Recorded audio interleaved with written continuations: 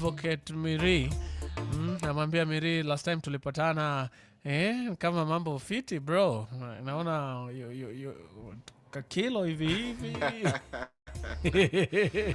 Niongezeka. I'm very happy. Na una kafiti. Otherwise niko salama. Tunashukuru Mungu. Wera tukupiga kazi. Napiga wera. Asante kwanza kwa kukubali mwaliko wangu. Thank you so much. Unajua ni responsibility yetu wote kuhakikisha kwamba tuna dig into what is happening. Correct. Tuko kwa era yenye information lazima tupate vile inafaa. Yes. Na kama tuko na platform inaweza saidia kupatiana hiyo information. So naona tuko blessed. Correct. And a lot happened last week na unajua wakati tunaomboleza then tunasikia kuna sheria zingine na si moja tu 8 alafu a lot of misinformation huko nje. Nimeona pia politicians ndio wana ride on what happened. So ni vizuri pia to dissect tujue ni nini na nini ilipitishwa inamaanisha nini. So that hata tukikaa pale tukiongea tunajua kenye tunasema na tunajua pia if maybe kuna mtu anasema nataka kujoin watu wanaenda kupinga hizi vitu juu unapinga nini ama unaunga mkono nini. And when I reached out na ukasema nitakuja. I know you are a busy lawyer. Kila time niko hapa, niko Machakos, niko Syokimau, niko wapi. Lawyer ni kama unaweza kuwa tourist anytime. Ni kama daktari. Unaenda everywhere. Kila mahali. So karibu sana Mirri. Asante kabisa. You're well and kuna event ulikuwa unaniambia unaenda Sunday ilikuwa aje? The third service ilikuwa fiti kabisa. Moz na Nikubamba umebarikiwa. Yes. So kwanza tuanze na hizi bills that are now laws.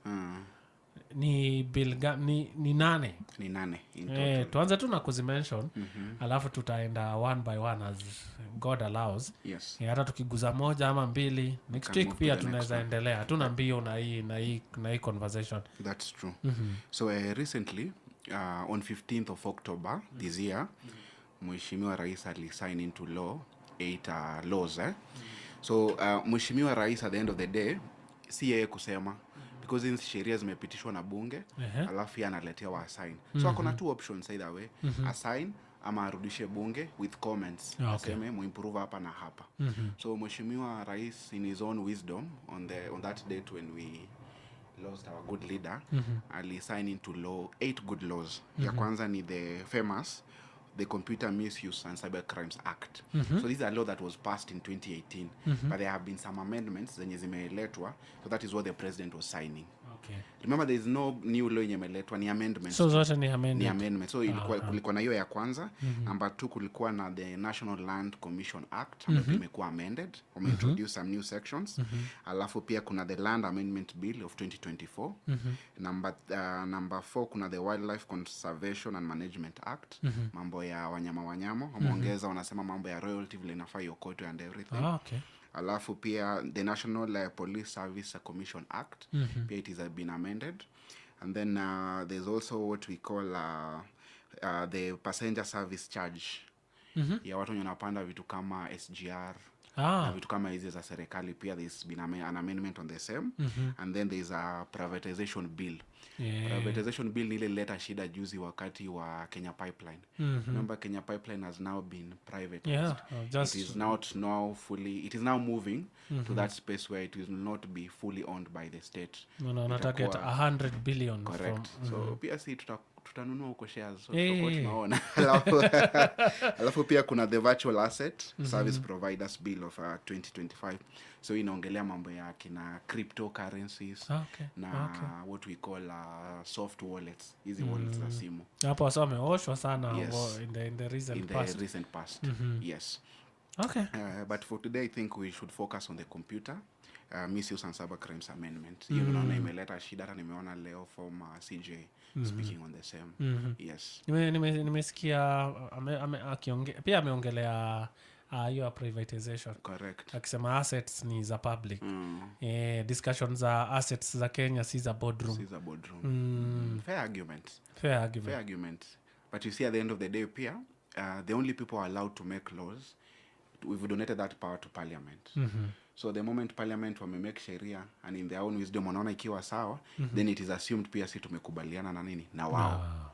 Okay. Yes. Tusikie nini kwa this now law. Yes, so this act, the Cyber Crimes and Misuse Act, is a law that came in 2018 during the ruling of the former president Uhuru Kenyatta, and of course speaker alikuwa Muturi. So it was a very, very contentious law. Na hata watu walikimbia kotini, and some of the sections were declared unconstitutional. Because you see, article 33 ya sheria ya Kenya ina provide for what we call freedom of expression. We are in a new era. Hatuko kwa ile era ya kitambo. We are allowed to freely express ourselves. And in expressing ourselves, tunajipata we are critiquing our leaders. We are critiquing each other. So it was seen, hii sheria ni kama ilikuwa inaletwa kucriminalize defamation. Because you see, defamation should not be a criminal offense. Ufai kufungwa because ulini defame, unafaa unilipe. Umenipata? So umeniharibia jina na nimeenda kotini. Na kuharibia jina ni relative. Ni relative. Na nimeenda kotini nimesema, people used to perceive me as a very serious lawyer in town. In fact, ukisoma kwa magazeti, they refer to me as prominent city lawyer. But following what Karis said, watu wanashinda wakiniambia WhatsApp, I've lost like 7 clients and I can prove to court nitalipwa. But you see, the drafters wa hiyo sheria hawakuwa wanafikiria uende ufungwe. Walikuwa wanafikiria ikuwe tu an avenue ya kwamba ya compensation. And you see, much as we say that law, article 33, hiyo freedom of expression, is not an absolute law. Si ati ni sheria yenye inaweza punguzwa, but kisheria. You get? Si kama life, the right to life, hiyo ni absolute. Ufai kuipunguza, ama the right not to be subjected to slavery ama servitude. Hizo ni rights ambazo haziwezi kupunguzwa, hizo tunaziita absolute right. But this specific right, freedom of expression, is a right that can be limited. Na limitation yake must be within the confines of the law. Na hiyo inapatikana article 24 yenye inapeana the 3 grounds upon which it can be limited. So most of us in the legal profession, we are feeling that this new act inaenda beyond the limitation that is allowed under the constitution. Umenipata? So the new law introduce certain things very very interesting. For example, inasema Karis, nikiweza kuongelesha vibaya on social media na ufikirie kucommit suicide, then I'm in problem. Umenipata? Such that nikiweza kubully online na out of my bullying Karis asema anataka commit suicide, then I've already committed an offense. And you see, it's a bad law because it doesn't define, it's very vague. Inapeana what we call a subjective test, because what might be offensive for you might not be offensive for the other person. Because if you remember, the late premier, in his whole life, hakuwahi shtaki anybody in the media for defamation. He's one of the few politicians who didn't do that. But you see, for most of our politicians, if wangepitia the heat that this person used to go through, wangekuwa likimbia wapi? Kotini. So the only issue we have with this law is that inapatia gava power ingine unchecked. Because sahi hata hiyo website yenu ya Hope, if we feel like you are promoting some religious things that we do not want to allow, inafungwa without even going to court. So mnaweza amka kesho mpate website yenu ifanye. Sahi Karis, unaweza ongea something about me, ama about someone in power, and then kesho unaamka unapata account yako hai exist. And you see, previously there was some steps that needed to be taken. Of course, you needed to go to court. A court order needed to be procured. But for now, wako na hiyo power. And another power pia yenye wanapatiwa ni they can move to court na wasik, pending the hearing and termination of that case, account zako zifungwe. You see how that limitation is vague. So this is a new thing in this. It is a new thing. It is a new thing. Another introduction in a letter ni story, which is a good one. This one nawapatia ni story za swim swap. So wale watu wetu wa ni Kaplong wanapigianga mtu anakuambia tunakupigia kutoka kampuni fulani, umeshinda pesa fulani, ama wanakupigia wanakuambia weka pin. So right now there is a law actually covering them. Wame criminalize whatever it is that they do. So that's a good thing. That's a good thing. That's a good thing. Alafu pia the issue of SIM swap. So sasa ukiweza chukua line yangu ya simu and you use it to commit any criminal offense, then it's a criminal offense right now.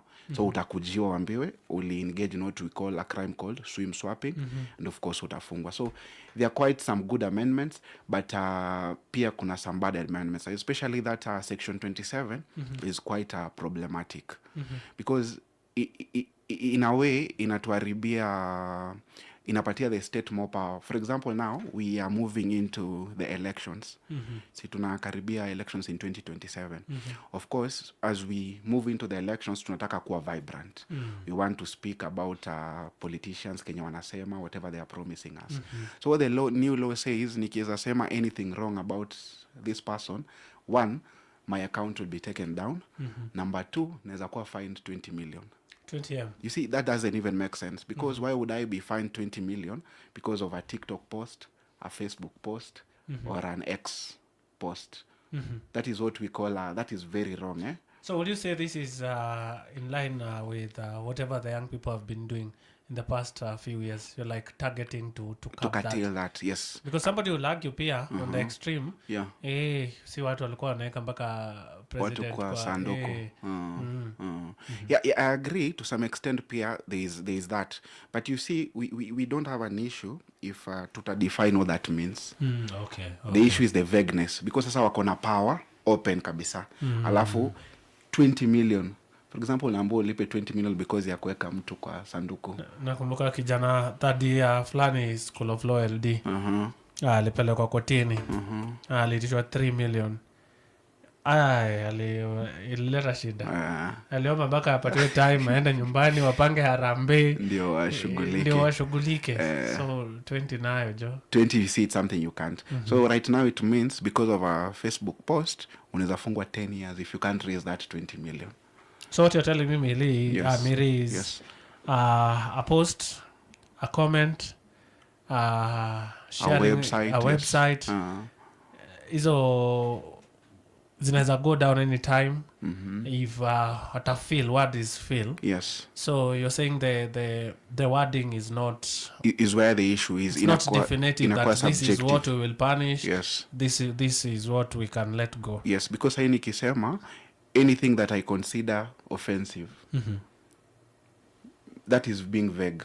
Inafaa ni define niseme Karis ukifanya for example if you enforce ama if you speak that to things that invite war ama harassment. Unajua there is something unaweza angalia hivi uone by the way hii ni harassment, ninakutukana, ukireply tena ninakutukana, that's cyber harassment. But you see I can't say anything that us as the state we consider offensive, then we'll deal with you. Okay. Yes. Okay. Yes. Wow. Naona bloggers, influencers, wanalia sana huko kwa mtandao. Tukuje kwa mwananchi wa kawaida sasa, huyu mwenye ako na followers 5. And kuna kitu nimeona tuna share a lot of unverified information. And the timeliness aspect of breaking news and stuff. Hata usikie mtu ameaga, wewe ushaandika alikuwa hii ndio shida, alikuwa hivi. And you like even when the family is now coming out, you're like you are just sharing vitu waziko ulikutana na social media. Is this just targeting those with big following ama anybody can jipata hapo? It is anybody. So mtu yoyote unaweza jipata. It's as simple as mimi kuamka leo na kusema our good president has done this na hajafanya with my 2 followers. Na yeye I consider as being offensive. Then I'm doomed. Well, so it doesn't matter the number of followers, so long as you're a Kenyan citizen, and so long as whatever is happening is being performed within our jurisdiction. Yes. You said there are 3 aspects of this law. Zimekuwa ama zimeadiwa? Zimekuwa introduced. For example, hiyo issue ya suicide, ama issue ya psychological torture. So that's a new one. Was not there. Yeah, because hayati mtu akikutorture psychologically, naweza enda kwa daktari aniandikie barua aseme ujamaa amekuwa tortured psychologically and hayuko sawa. But maybe we also have evidence on paper where people have been pushed to making such decisions by being bullying. Wengine biashara imeharibiwa, the cancel culture. culture online. And for the longest time hawajakuwa na uwezo ya kujiprotect. So does this like serve that purpose? I would like to say yes and no, because tukisema yes, to some extent we are also criminalizing suicide, which is something that we should not criminalize. Suicide ni kitu yenye inafaa watu wanaongelea or something, because you see when you say, unajua there's a law in Kenya actually that says okay, attempted suicide is a criminal offense, like wanting to take your own life. So the moment tumeanza kubringi aspect ya wewe ndio umenipusha, you get, I take my own life, then it becomes an issue. Yes. So I think issues of psychology is to deal psychologically, and then matters of law we deal with them legally. Okay. Correct.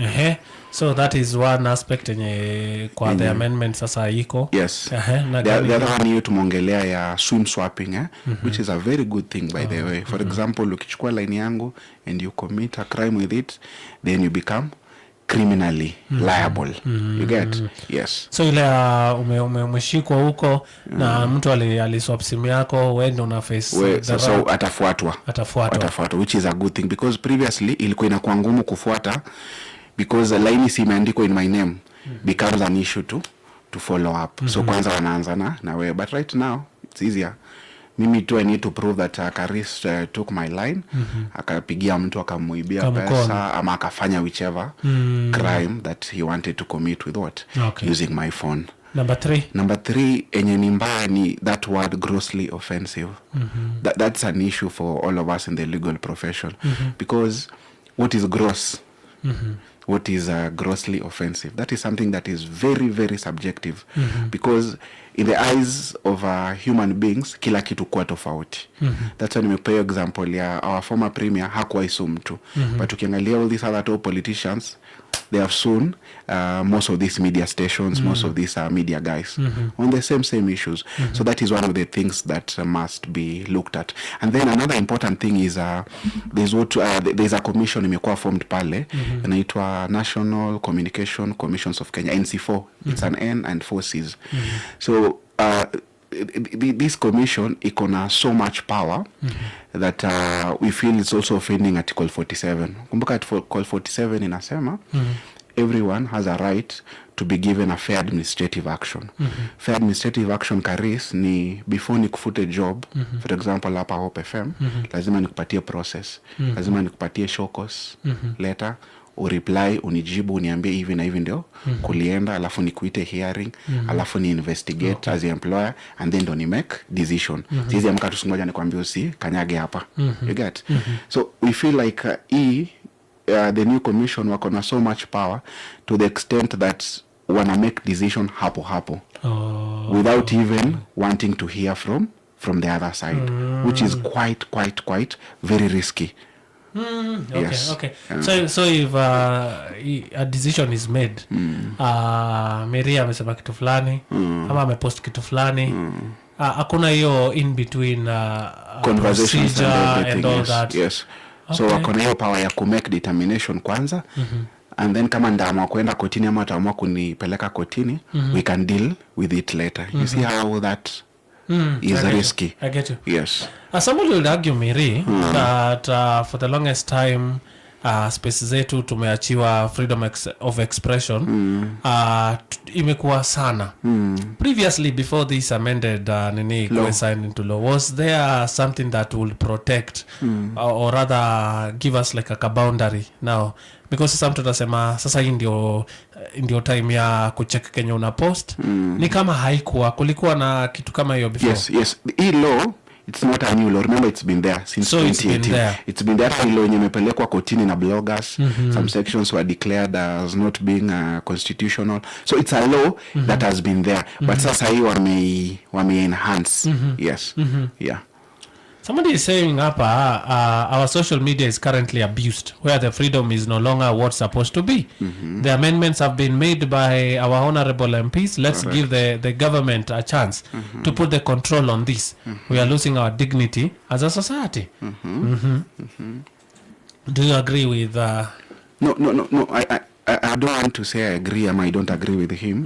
It's a fair comment. We all agree there's also an issue on our social platforms. But even as we try to regulate our behavior, both morally and socially, we also need to regulate it as per what the Constitution says. Remember, Constitution ya Kenya inasema any law that is inconsistent ambaye endani na hii katiba is unconstitutional. Menipata? So tutaki kuingilia mambo ya parliament. We agree under article 94 they have that authority. But what we are saying is hiyo authority yao waifanye kulingana na sheria.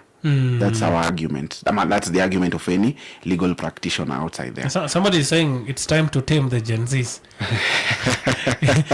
Do you see like is the spirit of taming the Gen Z behind this? Kwanza I like what you're saying. It's not a new law. Yeah. Tusiassume hakukuwa na hii law that sasa ndio imekuwa. Lakini kuna wanasema Gen Z walikuwa wamekuja sana. Yeah. But you see, even as we say that, you know, there's a saying that says nikikufinya sana, that is when liberations come out. Liberations zinatokanga kutokana na watu kufinyiliwa.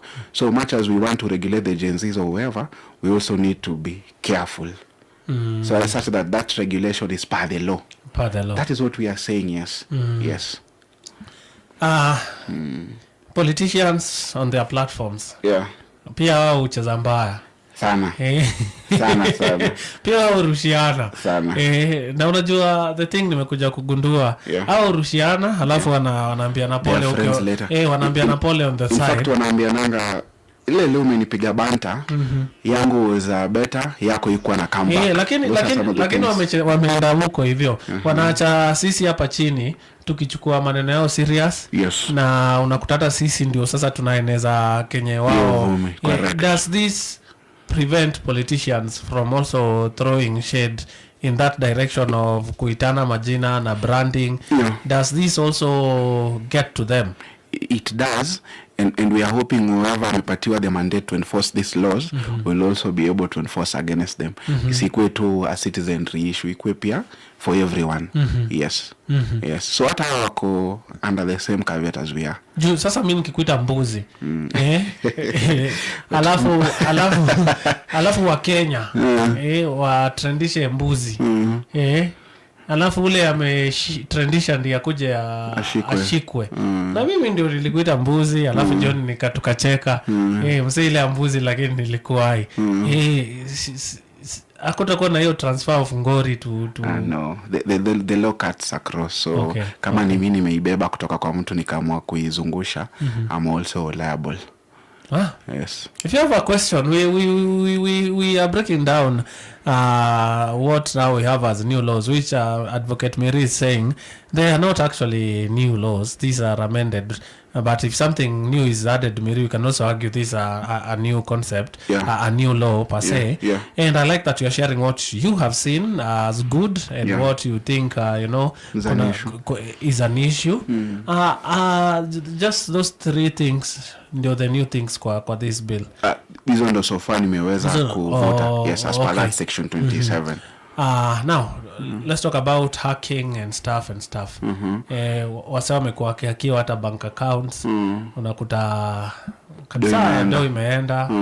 Unakuta hata account zako hata FB unakuta kuna mtu tu ameaccess vitu kama hizo. What is this new law offering when it comes to the beautiful thing pia, it also speaks of such issues in a condemn, for example hivyo kuhack ama kutumia websites vibaya. Because you remember tulikuwa na issue ya Shakahola. So they have also introduced something that wanasema spreading extremist religious practices. So that's also a good thing because we wouldn't want to see another Shakahola. That was one of the bad things that has ever happened. So in terms of kuhack accounts and everything, ukipatikana now, you will also face a similar penalty. Yes. We take a short break and come back. If you have a question, especially focusing on the cyber crime, you can write in. I see somebody's asking about the privatization bill. Does this give the MPs the right to sell a government asset, etc.?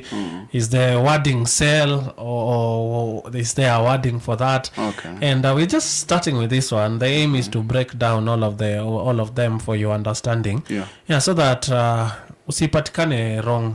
Usikuwa unatusikizaga na unapatikana tu kwa ngori kila time. You can agree, disagree, as also Mirri is saying, this one I don't like, this one I like. We take a short break, alafu take more of your questions here. FM, another quality service from Christ, is the Answer Ministry. Frozen, can't move, I'm paralyzed, 'cause you have stolen everything that was inside, all my obsessions. What I thought were prized possessions, you have taken away, and you left me with your love. Whoa, hit me like a heart attack. Summer vision fade to black. I never saw it coming in the silence of the night. On us like never before, melt my heart away. Capture us with a ransom of love that stole my heart from me, and I don't ever want it back. Listen and live on 93.3 FM in Nairobi, 93.9 Western Kenya, and 101.9 Mombasa.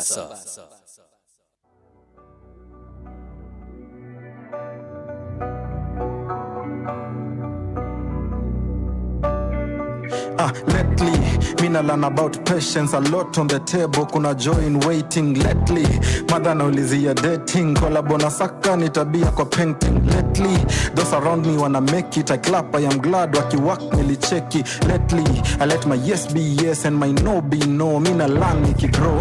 Lately, nime low key, na una wins, hapo kila day hadi doka na ni miss. Lately, ends in a meet, zime solve their beef, sahi nime turn to eat. Lately, nina meet my heroes na learn that none can save me. Lately, nina chezwa kwa teli na boys in the hood wanadhani nimemake it. Lately, na try sana kuwa present, kukujulia hali hata kaa kuna occasion. Lately, red flags ndo na hepa, staki kujua kayo ni damu ama pep tang. Lately, nimekaa bila Netflix, jui life ina drama already. Lately, nasaka bag kama Denry, but sato niko red card Adventist, hey.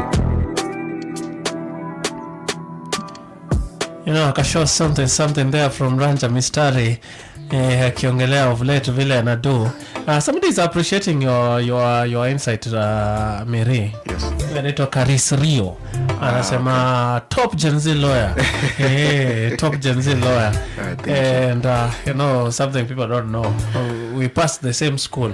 Yes. Of course wakati nilitoka we bado labda ulikuwa primary or something. Correct. But even the teachers I meet wananiambiaga Mirri, Mirri siku moja. So hapo kwa top nakubaliana kabisa. And Mirri, now the legality of the process before the amendments is done. Public participation, etc. You've been around, Mirri. Those who are saying ikitu imepitishwa bila kufollow due diligence Process, yes. the process, sorry. Do they have a grounding? They do, because you see, previously history ya public participation, politicians wamekuwa wakicheza nayo sana. Because you see, the law says public participation, it doesn't say we need to agree with that amendment. You see where the issue is, eh? The law only says ukuwa ulikuja ukasikiza the different stakeholders. And that is the issue we even had during the impeachment of the former DP, because what we were asking is, if public participation is done, and majority of the people wamesema Karisu uende, and then iende bunge, MPs waamue hauendi. Or public participation imefanywa na tukaamua Karisa baki, but imeenda bunge na tukaamua Karisa fanye nini? Asiende. You get? So kuna discrepancy. So that is why the issue is when it comes to public participation. But the beautiful thing is our courts have tried to define what good public participation is. Because for them wanasema each and every stakeholder lazima asikizwe. Okay. Na after kusikizwa lazima my views zikuwe taken into consideration. Such that at the end of the day kama kuna wenye wamekimbia kotini on the issues of this law, then one of the grounds wanaweza raise waseme there was no good public participation. Because hizi memoranda zinakuanga sent to parliament. Parliament usually tell us there is this and this law we want to amend and we're inviting you to give your opinions. Therefore hizi memoranda zinafaa zitumwe bunge. So it is something that can be accessed even later. So one of the grounds yenye watu wanaweza tumia ni that of public participation. Because it is a very very important process that you cannot skip. And at the end of the day pia tukisema hivyo tushafanya public participation, imeenda bunge. Our MPs are our representative. That is what the law assumes. So whatever MP wangu kama alivote yes or no, it means alisikiza. Alikaa kikao na wewe. Yes, akanisikiza. Na nikamwambia piga no ama upige yes. That is the assumption of the law. But deep down we know our politicians wanakuanga control na their parties. So wanachukua msimamo ya chama instead ya kuchukua msimamo ya ground. Yes, so that is the issue with public participation. So is public participation just a term? Because umetuambia clearly kuna a difference between what the public wants versus what the house wants. No, it shouldn't just be something, because it is a principle under Article 10. Article 10 inasema one of the national values and principles that govern our country and that govern each and every state officer while making decisions is public participation. Therefore it's something that cannot be ignored. Na ni kitu hata ukikimbia kotini karis and you present a good case and good evidence, it's something that can lead to annulment of a law. Wow. Yes. Stephen Mwai anasema, would you ask wakili Julius if citizens can oppose the bill if it has already been assent to? That's based on court procedures, demonstration, or any legal way based on the constitution? Of course, the only legal way is going to court. Yes, demonstrations zinakubalika, but you see, our constitution does not contemplate that tukidemonstrate things will change. It doesn't say watu wakiweza piga kambi kwa ofisi ya president leo hii wamwambie you need to do. There is nothing that pushes him to do whatever we are saying. But if you go to court and you're able to prove your case that this thing is bad, a certain process was not followed, then the court will listen and it will issue an order, because court iko na what we call the power of judicial review, such that whatever decision the executive makes ama parliament makes can still go through parliament, through the judiciary, and judiciary can review that decision and issue another decision. But you see now, hata hii law ikikuwa declared unconstitutional, still parliament wako na power kuirudisha. So it's a yes, ni mchezo wenye nyasi tu, eventually itaumia. Yeah, but it's good for people to participate in these processes. Kama unaona hii sheria inakufinya na una feel like kufuata process, just go to court. But you see what the court expects is, siwezi kuja tu niseme hii sheria inanifinya. I need to kuchukua a certain article in the constitution, niseme hii sheria yenye nimepitisha is offending this specific section ama article of the constitution. Alafu koti ikiona ni ukweli imeoffend, then that's it. So for example, there's an argument that this new law offends article 33 on freedom of expression, offends article 47, hiyo nimekwambia ya fair administrative action, offends article 50, the right to a fair hearing, and all those things, offends article 10 and everything, such that wanaze list vizuri.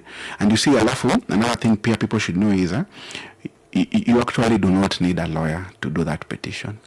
Sheria yetu ni mzuri to the extent that unaweza andika barua. And that's why we need to have your conversation. Tumekuwa tukisema we need to assume, correct, we don't know the constitution. And start from page 1. Because what the former CJ did, alikuwa anaitwa Mutunga, he brought what we call the Mutunga rules. So under the Mutunga rules, there is no prescribed form ya ku approach the court. You can do a good letter to the court, and the court might consider your views. Yes, and the beautiful thing also is that when you do public interest litigation, for example, nimekuja nimesema I'm doing this on my own behalf and on behalf of the Kenyan citizens. Kuna article 3, article 22 na article 258 yenye inanipatia power kukimbia kotini if I feel the constitution is being offended. Menipata. Now the beautiful thing is huwezi limwa na costs. So long as you can prove it is public interest. It is not for my own private good. It is for the good of everyone. So Mirri, yes, you've seen this thing. You've mentioned the articles zenye hii inakuja inasumbua inakuja inasumbua hii. Are you guys going to court, or you as a lawyer now, are you you know, as a representative of maybe one of the parties, your generation maybe, do you see any importance of saying, you know what, let's go and see if this one can makali inaweza shukishwa kidogo? So sijachukua that initiative on my own kukimbia kotini, but I know of a few people have already gone to court. Okay. So we are wait for the court to give directions on the same. Sasa hii umebangaiza base na maboys wako. Hii si kama lawyer, sasa hii ni kama Mirri na mbogi yake. Sasa hizi unaweza waambia wako aware of nini na nini na nini na nini. Ile ya kuambia wase, mimi najua simu ni zenu, voices ni zenu, lakini kitu vile saizi ni sheria. Na kabla hata wenye wameenda kotini waende decision ikuwe made, nataka mkoe rada. Vitu kama hizi mziangalie. Ni nini unaweza ambia your generation, sa emergency wenzako, my youth men? Number 1, usibuli mtu online. There is no need for that. Hiyo kutukana mtu, kumwambia. So umeona kama hiyo psychological torture could simply mean niingie online nikwambia wewe ni mnono. Na maybe upendi kuambia wewe ni mnono, ama nikwambia wewe ni mslim. You know that's body shaming, and it's part of cyberbullying. Waniambie nywele yangu sio nywele yako amana God, usikie vibaya, uanze contemplate those things. So that is also something bad. And another thing pia wanafaa wakwe careful with is right now the law is very broad. Even for some of us who are in that area, when you tuko kwa hiyo sector, hatujui what grossly offensive means. So let's just be careful, let's be calm until when the court has made that decision. Until we know.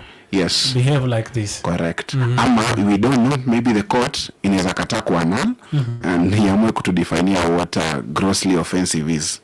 Yes. Alafu stories za swim swap, lenga sahi ni mbaya, because unaimagine maybe nime swap simu yako nikapata 500 but out of that 500 shillings ninaenda ndani for 10 good years kasi na 20 mics yako peana kama fine. Mbona so hiyo atafuta mboka ka story tu kadogo, kila mtu ajitume tu. There is no need for kutafuta ngori. Kuna mtu hapa anaulizaje Mirri, 3 months ago mtu alimdefame na akona evidence ilimcause psychological torture na ika affect business. Timeline ya the new law versus wakati the bullying happened, the defamation, anaweza enda under this new nini na seek justice? Okay, unfortunately I is under the new law because Kenya there is something we call a retrospective law. So the law does not apply retrospectively. Siwezi kuja na sheria leo alafu nikushtaki kwa kitu ulifanya nini jana. So the law does not operate retrospectively, but what he or she can do, anaweza sue based on the laws that existed at that time. Kulikuwa tuna law yenye bado ingemprotect. Yes, there is a lot. There's even the constitution alone. Yes. Okay. Yeah. So umetuambia kama my boys, kama una make career out of bullying people, in time ya stop. It's about kidani mjanja ma swims up, hii ndio time ya kuachana na stories za kuhack accounts za wase, kuchota. Sasa itakuletea noma. 20 MC pesa kidogo. Hata AI tools for example, kutumia AI tools ku offense watu wengine pia itakuletea issue. For example, kuambia ChatGPT itukane mtu or something, you get such things. So lazima tukue careful. Na line ya ku cross boundary ya maybe ya defamation ama ku cause harm na activism. it's very thin it's very thin because you know for defamation of course iko na high standard test. Nimekwambia I only need to go to court niwaonyeshe that previously nilikuwa najulikana hivi, but following comments za Karis watu wanaanza kuniperceive hivi. So perception is everything when it comes to defamation. So the moment nimeweza tu kuprove that hizi vitu Karis amekuwa akiandika online zimefanya perception yangu ya public, customers wangu, familia yangu imechange about me, then that's it.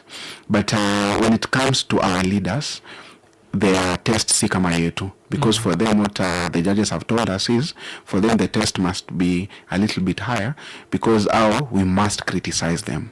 The moment umeambiwa to take a public space ama a public office, you must be open to criticism. So activism bado iko na stress yake. Iko sawa. But then at the end of the day, criticism should not amount to harassment.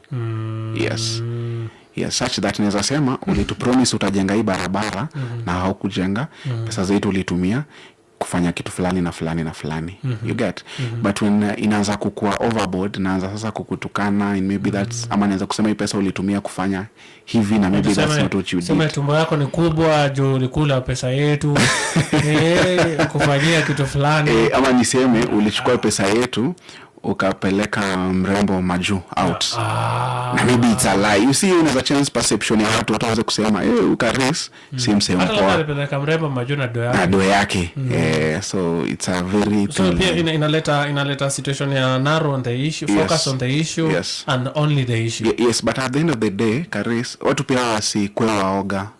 Criticize where you can, but let it not amount to harassment ama matusi. Yes, it's okay to criticize. Okay. Yes.